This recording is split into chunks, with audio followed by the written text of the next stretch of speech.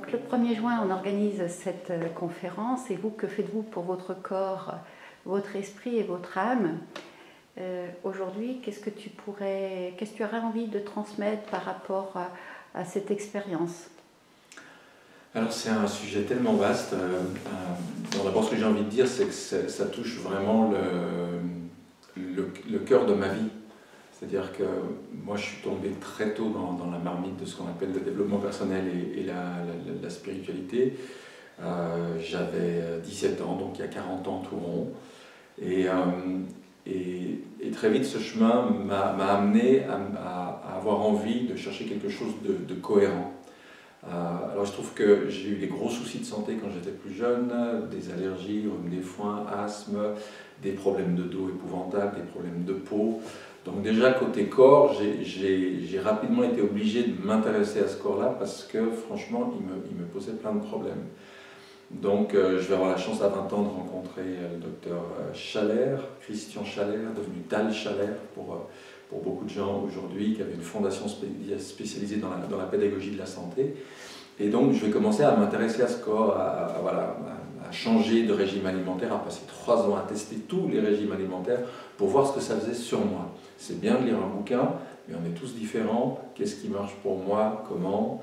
Et je vais donc démarrer avec la santé, avec vraiment le rapport à l'alimentation, à l'exercice, à comment se soigner.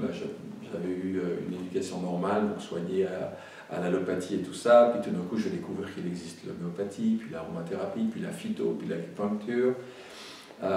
Donc il y a tout un chemin qui va se faire sur le rapport au corps, avec une urgence, c'est je vais quand même pas passer ma vie à être aussi mal foutu que ça, quoi.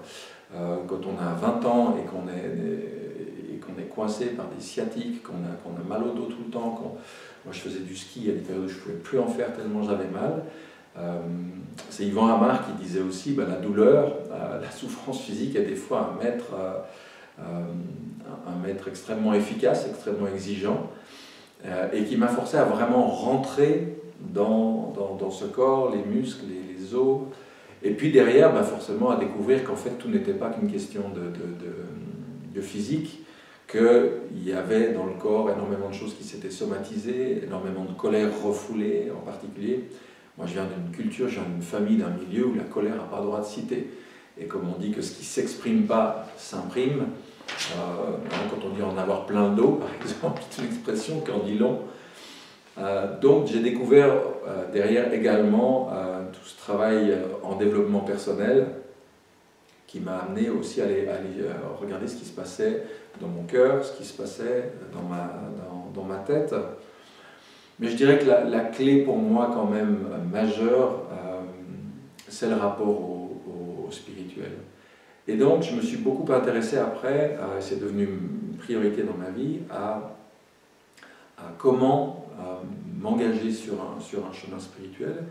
Mais je ne voulais pas d'un chemin spirituel complètement désincarné, comme on voit parfois notamment dans une certaine représentation qu'on a de la spiritualité orientale, où on voit le sadhu habillé juste d'une toile de lin, vivant une vie complètement désincarnée, en extase divine, mais complètement déconnecté de toutes les réalités concrètes et pratiques. C'est pas du tout moi cette spiritualité qui m'intéresse. Celle qui m'intéresse moi, c'est comment je fais descendre le spirituel dans ma vie.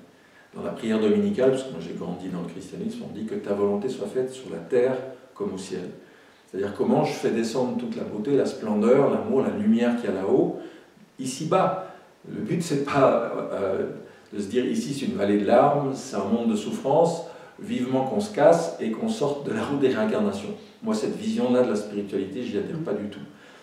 Moi, l'idée, c'est de se dire comment est-ce qu'on fait pour qu'un jour, cette planète, cette humanité, ce monde dans lequel on vit, soit sorti effectivement des guerres, des conflits, de la pollution, de toutes les problématiques qu'on connaît aujourd'hui, et que ça soit devenu quelque chose de magnifique, de lumineux. Et ça commence par moi. Ma terre, c'est mon corps. Comment je transforme cette terre-là, comment je transforme ma vie en quelque chose de chouette. Et d'ailleurs, c'est intéressant parce qu'on parle beaucoup du climat, du dérèglement du climat, de l'écologie. Mais la vraie question qu'on devrait se poser d'abord, c'est de se dire, mais Tom, quelle écologie j'ai, moi? L'écologie, c'est la santé de la Terre. La santé, c'est notre écologie personnelle. Quel climat j'ai à l'intérieur de moi? Est-ce que j'ai par exemple un mental qui domine tellement que cette dimension aérienne en moi dessèche tout?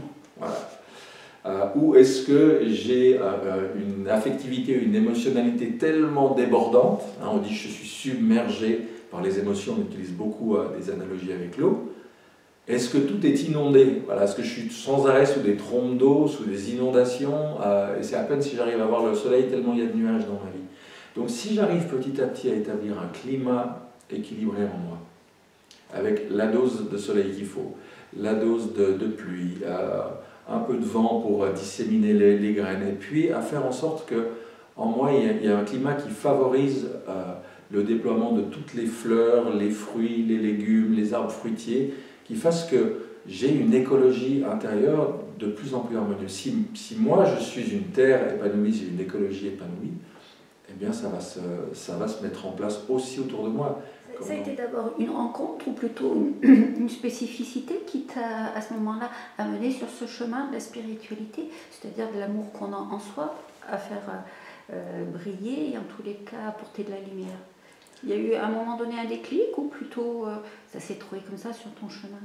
Alors je pense que j'ai eu un intérêt pour la question d'abord religieuse au départ très tôt, puis après aussi pour tout ce qui était l'ésotérisme, l'occultisme, qui m'a amené à m'intéresser aussi à la spiritualité et à me rendre compte que dans la spiritualité, ben, on dit attendez, le but c'est pas de développer des pouvoirs cosmiques, c'est vraiment de réaliser le potentiel extraordinaire de l'âme humaine. Et donc j'ai énormément lu, mais moi j'ai toujours considéré que les livres ne suffisent pas. Moi j'ai besoin de rencontrer les gens, j'ai besoin d'aller. Donc j'ai passé des années à chercher finalement par où cette spiritualité j'allais pouvoir la vivre. Donc j'ai commencé par claquer la porte de l'église dans laquelle j'ai grandi parce que c'était tellement incompatible avec juste le bon sens élémentaire pour moi que je pouvais pas m'accommoder d'une religion qui me demandait de croire, mais surtout pas de réfléchir et pas de penser. Et je fais un détour d'abord par le bouddhisme, puis le bouddhisme tibétain. Je suis allé rencontrer, suivre des stages, des retraites dans ce monde-là que j'ai beaucoup aimé. Puis en même temps, je sentais que c'est magnifique, c'est beau, mais c'était pas mon truc. Alors je continue, puis je vais aussi bien aller m'initier à la méditation transcendantale avec Maharishi Mahesh Yogi, rencontrer Maharaji, qui avait créé ce mouvement incroyable de Divine Light Mission. Je vais aller un peu partout, toujours dans une optique, je teste, je regarde ce que ça fait sur moi, est-ce que ça me convient pas. Je rencontre des gens formidables, mais il y a toujours un petit mais. Ouais, c'est bien, mais c'est pas ce qui te parlait. C'est pas ce qui me parlait. Et puis ça, jusqu'au moment où je vais tomber, vers l'âge de 23-24 ans, sur les livres de ce maître spirituel d'origine bulgare qui s'appelle Omraam Mikhaël Ivanov, qui est arrivé en 1937 en France où il a vécu les 50 années suivantes, et qui a transmis pendant toutes ces années un enseignement qui était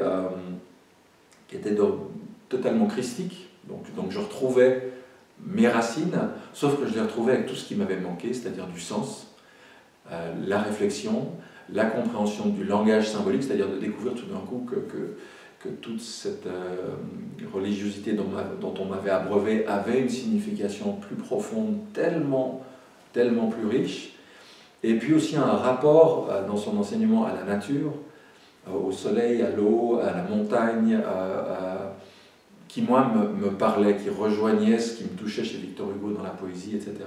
Et puis une fois encore, une spiritualité qui était incarnée dans le moindre acte du quotidien. C'est-à-dire comment je me lève, comment je prends ma douche le matin, comment je regarde les gens, comment je pose la main sur la tête de mon enfant. Il n'y a pas un moment où je suis sur scène, où je médite comme ça et c'est super important, puis ensuite je suis en coulisses et ça n'a pas d'importance. Tout est porteur de sens. Et tout peut devenir l'occasion de mettre sa conscience, de mettre son cœur, de mettre sa compréhension dans ce qu'on vit. Et ça me parlait, parce qu'une spiritualité qui se vit 1 heure à la messe le dimanche, moi ça ne m'allait pas. J'avais besoin de trouver le moyen de faire descendre, d'incarner cette spiritualité dans tout, y compris les choses les plus prosaïques. Et ça, moi, ça me parle beaucoup de me dire, c'est pas tellement quoi qu'il faut changer, c'est comment. C'est pas tout d'un coup, il faut que j'arrête tout et puis que j'aille me retirer dans les montagnes ou dans un monastère et prier, revêtir la robe, ou alors partir en Inde, recevoir un nouveau nom, porter des habits spécifiques. Je peux garder le même quoi, la même vie, le même travail, la même famille, le même contexte que j'ai, sauf que je vais infuser dans chacune de ces choses une pensée différente, un amour différent, une énergie de vie différente, et tout d'un coup, tout est transformé. Tout est pareil qu'avant, et pourtant, tout est différent. Ce qui rappelle une phrase qu'on trouve, je crois, dans le bouddhisme zen, qui dit en gros, et alors ça paraît complètement obscur quand on le lit comme ça la première fois, au début, la montagne est la montagne, et la rivière est la rivière. Puis après, la montagne n'est plus la montagne, et la rivière n'est plus la rivière. Puis finalement, la montagne est de nouveau la montagne, et la rivière de nouveau la rivière. On se dit, alors, ça veut dire quoi ce bazar? Ça veut dire au début, je fais les choses, mais je fais les choses sans y penser. Donc je mange, j'ai des relations sexuelles, je travaille, j'ai des amis, Bon. Puis un jour, tout d'un coup, j'entame un cheminement de conscience. Et là, je vais tout changer, je vais manger différemment. Peut-être que je vais passer par un temps de chasteté, ou en tout cas, je vais essayer de vivre autrement mes relations. Tout sera changé, il n'y aura plus rien de spontané, de naturel, parce que tout d'un coup, je prends du recul, je questionne ma façon de manger, ma façon de me soigner, ma façon d'établir des relations avec les uns et les autres. Et puis cette étape-là, un jour, elle est aussi dépassée, et à un moment, j'ai intégré, j'ai créé de nouvelles habitudes, j'ai développé un nouvel état de conscience qui fait que tout redevient, entre guillemets, normal, mais à un échelon différent. C'est le principe de la spirale, je pars là, ensuite je me retrouve complètement de l'autre côté à 180 degrés, mais finalement je reviens, sauf que je suis un étage au-dessus. C'est le voyage du héros, en quelque sorte. Aujourd'hui, tu es conférencier, formateur. Quel serait le rêve d'Olivier Clerc qui serait peut-être inachevé dans 5 ans, dans 10 ans, dans 20 ans? Alors, déjà, pour moi, j'entends le chemin, il est tellement long. Donc déjà, à titre personnel, je continue toujours d'avancer, d'essayer d'améliorer, de transformer tout ce que je peux, parce que Dieu sait s'il y a du boulot. Mais ma vraie passion, c'est l'éducation au sens large. Moi, je suis sorti furax de l'école avec mon bac en poche en me disant, on m'a appris tout le superflu et rien du nécessaire. Je connais l'histoire de France, je connais la superficie de tel pays et le PIB de tel autre. Je ne sais pas manger, je ne sais pas respirer, je ne sais pas nouer des relations harmonieuses, je ne sais pas gérer les conflits, je ne sais pas comment vivre une vie harmonieuse et saine sur cette planète. Donc j'ai une vraie passion pour l'éducation, mais pour l'éducation sur tous les plans. Je rêve d'un jour où l'école ne sera pas juste destinée au mental, en négligeant complètement le cœur et en donnant 2 heures d'éducation physique au corps, mais le jour où on aura une vraie éducation, c'est-à-dire une éducation à la santé, au corps, une éducation aux relations humaines, parce que finalement, qu'est-ce qui fait qu'on vit tellement d'horreur dans les journaux tous les jours? Mais c'est qu'on ne sait pas se comporter les uns avec les autres, qu'on ne sait pas gérer nos émotions. Alors on a beau avoir un savoir monstrueux, mais derrière on est des analphabètes relationnels et émotionnels. Donc ce que je m'efforce de faire à travers tous les livres que j'écris, à travers les ateliers que je donne, à travers les livres que j'ai traduits, les auteurs que j'ai publiés, je dirais que depuis 40 ans je fais que la même chose, c'est m'efforcer d'une manière ou d'une autre de partager l'information, les formations pour contribuer à faire avancer le niveau de conscience de la planète. Et non seulement je le fais avec mes outils, mais j'ai toujours eu à cœur, dans l'édition comme dans la presse, comme dans l'organisation d'événements, de faire travailler les gens ensemble. Parce que je pense qu'il faut qu'on sorte des querelles de clocher. On ne peut pas dire la phyto c'est mieux que la Roma ou c'est moins bien que le Méo. On ne peut pas dire la PNL c'est plus intéressant que la CNV ou que les accords Toltec, etc. Il faut voir ça comme un grand banquet de la vie, où il faut du salé, du sucré, de l'amer, de l'épicé. Et puis c'est à chacun de savoir aujourd'hui de quoi j'ai envie. Qu'est-ce que mon corps réclame pour manger. Donc mon rêve, c'est qu'on continue de cheminer vers le plein épanouissement de l'être humain. Parce que je pense qu'on vit une époque terrible où on a une compréhension de ce que c'est que l'être humain qui est complètement ratatinée. On a perdu toute notion de l'âme, toute notion de l'esprit. On ne voit plus que le côté matériel. Les gens n'ont plus de sens, ils ne savent plus pourquoi ils se réveillent le matin, pourquoi ils vivent cette vie-là. Et en réalité, les clés, les moyens, les choses sont là. Il s'agit de les faire connaître, il s'agit de changer les mentalités et de faire un changement qui sera aussi important que celui qui nous a fait passer des époques anciennes d'obscurantisme, de religiosité fanatique à l'avènement de la raison et de la science. Mais on voit aujourd'hui que la raison et la science sont arrivées à leurs limites à leur tour et qu'au-delà du mental, il y a encore une autre dimension qui n'est pas une régression vers la religiosité, qui est un accès à une spiritualité beaucoup plus grande que ça. Et voilà, moi je reste un idéaliste fini. Hein. En dépit de tout ce qu'on voit autour de nous, je continue d'avoir foi en l'âme humaine et en notre capacité à un moment à dépasser ces problèmes-là et aller vers quelque chose de meilleur. Quelle est l'expérience qui aujourd'hui, quand tu y repenses, hein, qui t'apporte beaucoup de bonheur? Bien sûr, il y a eu les 4 accords Toltec, dans Miguel Ruiz, les cercles de pardon, qui est une expérience qui t'a vraiment marqué. Oui. Est-ce qu'il y a une autre expérience, si petite soit-elle, qui te transporte? Alors oui, il me vient une réponse immédiate quand tu me poses cette question. Moi, j'ai vécu pendant plus d'une dizaine d'années dans une communauté spirituelle et on se rassemblait tous les soirs pour partager un moment de prière, de méditation et de chant. Et un soir, il nous a été fait un cadeau, mais juste incroyable. On était quoi? Peut-être une quinzaine, une vingtaine à tout casser, dans une petite chapelle qu'on avait aménagée dans cette bâtisse où on vivait à une vingtaine de kilomètres de Toulouse. Et je ne saurais jamais dire pourquoi ni comment, ça fait partie de la grâce, hein, du cadeau.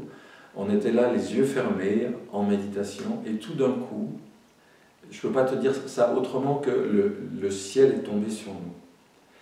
Je le dis comme ça parce que je n'ai rien vu, j'ai juste ressenti comme quelque chose un amour d'une telle démesure, quelque chose de tellement immense qui nous est tombé dessus. Et je peux dire nous parce que quand ça a été fini, on s'est rendu compte qu'on avait tous vécu la même chose au même moment.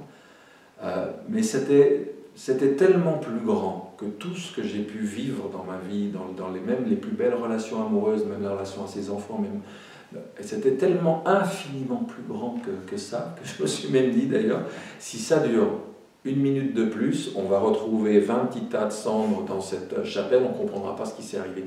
Et je me suis rendu compte qu'il y a un niveau d'amour, il y a un niveau de lumière qui est tel qu'il va falloir préparer nos corps à le supporter, sinon c'est comme un fil dans lequel on met un courant électrique trop fort, il fond littéralement. Et il m'est resté de cette expérience l'idée l'idée qu'on se fait du divin, du sacré, elle est souvent tellement rikiki par rapport à ce que c'est vraiment. Et qu'en réalité, c'est tellement immense que moi, ça a nourri chez moi la conviction que même ce qu'il y a de plus noir, de plus obscur, de plus laid dans nos vies, peut un jour être dissous, fondre là-dedans, de la même manière que dans un volcan, on peut prendre le métal le plus dur, les roches les plus dures, elles finissent par fondre. Donc moi, je suis animé par ça, dans le travail en particulier que je fais avec le pardon. J'essaie d'amener les gens à toucher un peu du doigt cette dimension-là. Parce qu'une fois qu'on sait que ça existe, et on ne le sait pas parce qu'on l'a lu dans un livre, même aussi bien écrit sur le livre, on le sait parce qu'on l'a entrevu, on y a goûté, on y a touché du doigt, eh bien, la foi, l'espoir qu'on a de pouvoir cheminer vers ça, on est nourri de l'intérieur par une conviction personnelle. En tous les cas, je te remercie pour tous les cadeaux que tu continues à nous transmettre. Et du fond du cœur, merci. Eh bien, avec grande joie, je dis que j'ai eu la chance de faire des rencontres déterminantes dans ma vie. Certains m'ont fait confiance, ont semé de magnifiques graines dans mon jardin intérieur. Et voilà, c'est à la fois un devoir et une joie pour moi que de les partager aujourd'hui.